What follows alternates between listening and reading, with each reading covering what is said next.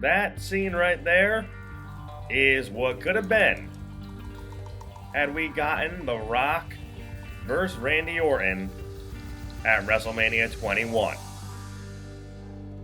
What's going on, everyone? It's Chris, back again with episode 37 of What Could Have Been in Wrestling. Before we get started, you might notice a little difference in terms of the camera quality being used.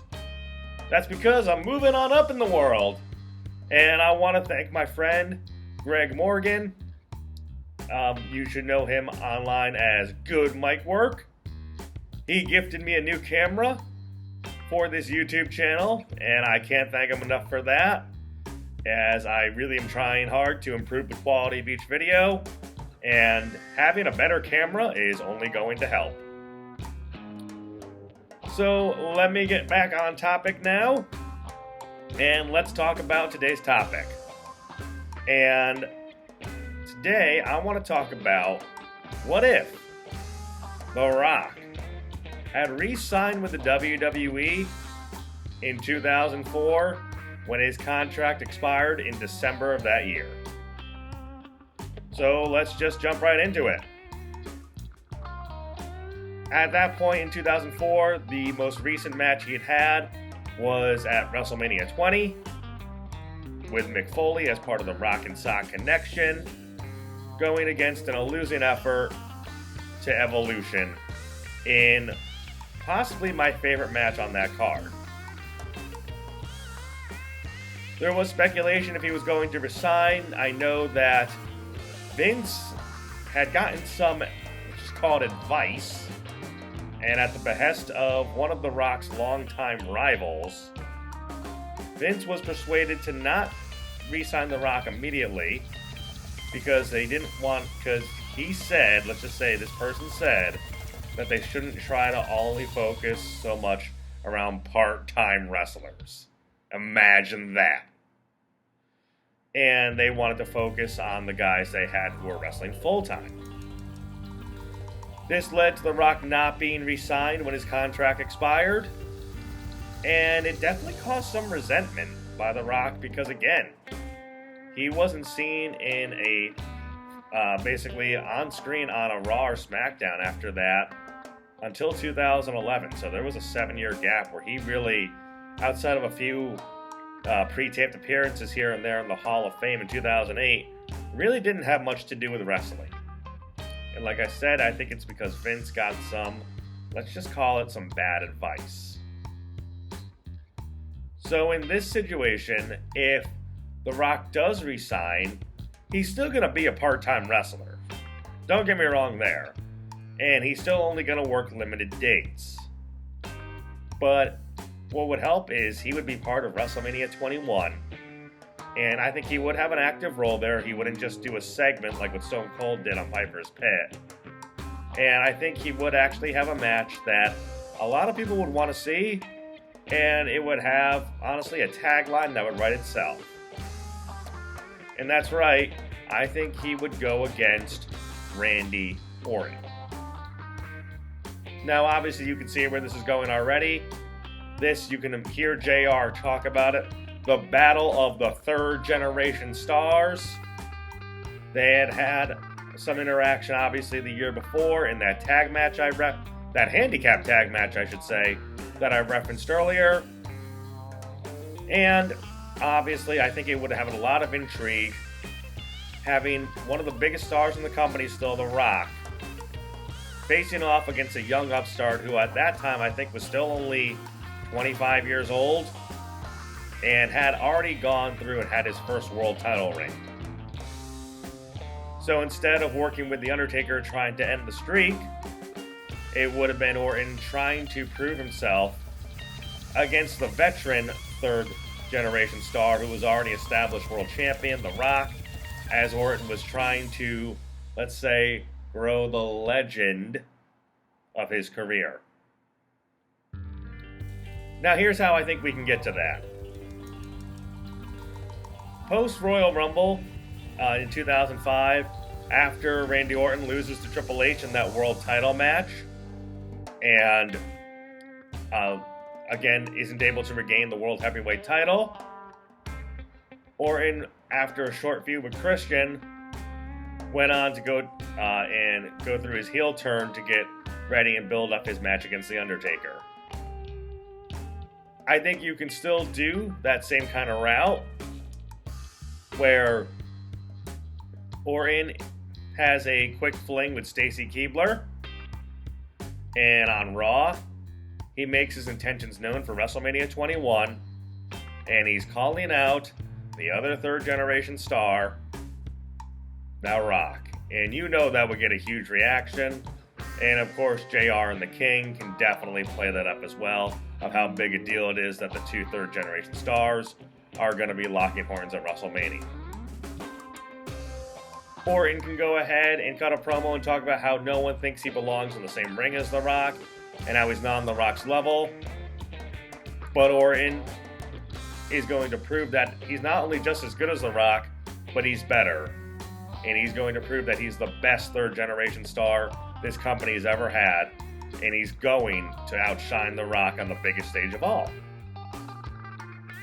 With Stacy still in the ring, you can still have the same kind of segment, where after Orton lays down his challenge and then calls out The Rock and spits his fire, he can tell The Rock and to all of his people, with The Rock being the people's champion, he wants to deliver one final message to The Rock. And then he can turn around and RKO Stacy Keibler, effectively turning him heel and establishing him as the heel for the match.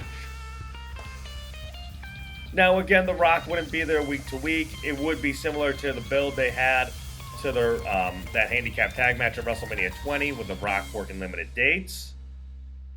But 2 weeks before WrestleMania, The Rock can come out. He can confront Randy Orton, and he can accept Randy Orton's challenge. So it will be The Rock and Randy, one-on-one at WrestleMania. In this situation, The Rock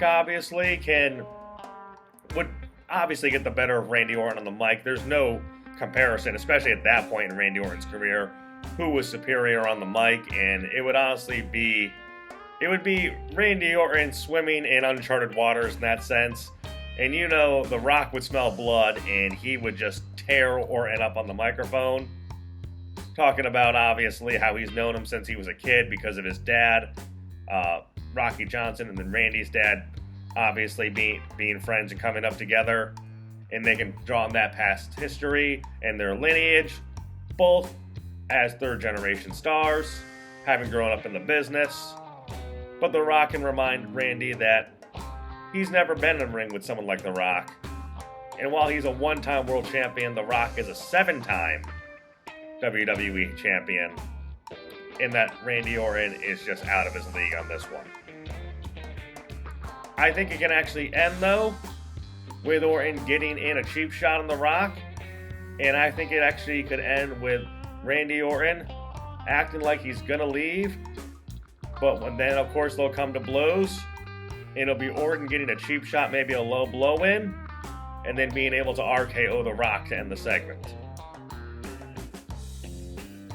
For the go-home show of Mania, Orton can still come out, cut one final promo to build intrigue to the match, of course, reiterate that he's going to beat The Rock, he's going to be victorious, and he's going to lay his claim as the best wrestler alive today. And The Rock is going to be the next legend that he's going to kill, so he can lean back into that legend killer gimmick. You can talk about how he's beaten guys such as Shawn Michaels, Chris Benoit, and Ric Flair at this point, and so now The Rock is just the next one on his list. The Rock can make a surprise appearance, come out, and this time, instead of having much of a verbal war of the words, The Rock can come out and just attack Orton, lay him out with a spine buster, hit him with a people's elbow, and then a rock bottom for good measure. And it can be The Rock getting the better of Orton as we go into WrestleMania 21. So now, in terms of segments, it's kind of 1-1 in terms of who's gotten the better of each other. At WrestleMania 21, I want to just take a second to just talk about, obviously, how things went down that night. Because, like I said, it wouldn't be Orton challenging The Undertaker. Now he'd be facing The Rock. While we build up to that match that night at Mania, I would want there to be a segment between The Rock and another up-and-coming star. Because that night, John Cena defeated JBL to win his first WWE title. And I think you can have it backstage where The Rock is warming up for his match. And you can see him walking around backstage, getting ready. And you can see him maybe even bump into the young John Cena. And there wouldn't even have to be any exchange of words there. But I would just want there to be a segment of maybe just a little bit of tension where they lock eyes and have a stare down with each other, just to give you a teaser for the future of what could be an upcoming match for The Rock, maybe for WrestleMania 22. So I just wanted to throw that in there, because if The Rock does re-sign his contract in 2004, we don't have to wait till 2012 for The Rock and Cena to go at it. So with that said, we would still move forward with The Rock versus Randy. And in this match, obviously, you could have a segment of false finishes where it looks like The Rock is going to be able to finish off Randy when he hits him with a rock bottom. Orton can kick out. And then when The Rock is actually trying to stalk Orton from behind in that pose for the rock bottom, where it looks like he's going to hit him with it one more time, Randy can actually reverse that and hit an RKO out of nowhere. And you can have Randy Orton getting the pin on The Rock cleanly with that RKO. And now Randy Orton this time is victorious at WrestleMania 21.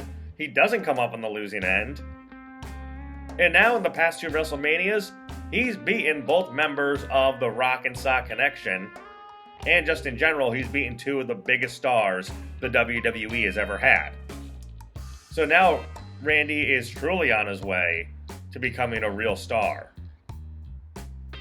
I would go with Orton winning this match because he is the young upstart. I think he needs to win more.